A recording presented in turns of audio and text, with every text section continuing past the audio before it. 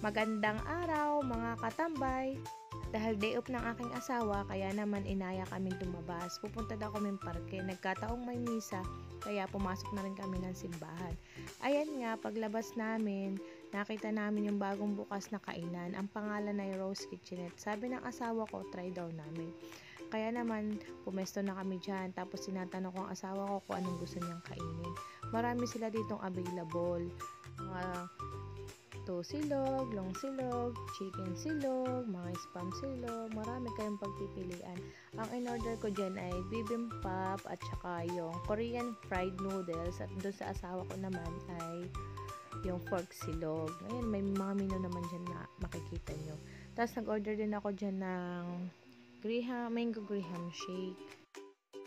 Ayan nga, habang hinihintay namin yung order, napansin ko dito ay parang ako ay manas, pati ilong ay manas.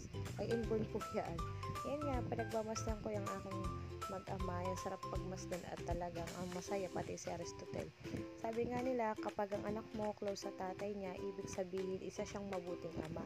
Hindi lahat na nagpapakama sa mga anak niya, hindi lahat pinaninindigan ang responsibilidad niya sa kanyang pamilya. At hindi lahat naging mabuting ama at asawa. Maswerte ka kung asawa mo ay laging prioridad ang pamilya, responsable at mapagmahal. Ay kaya nga sana wag magbago yung aking asawa at sana ay panghabang buhay ng ganayan. Ayun nga, dumating na ang aming order, kaya mga katambay, hanggang dito na lang at kami muna ay kakain na. Salamat sa panonood lagi. Thank you talaga. Bye-bye!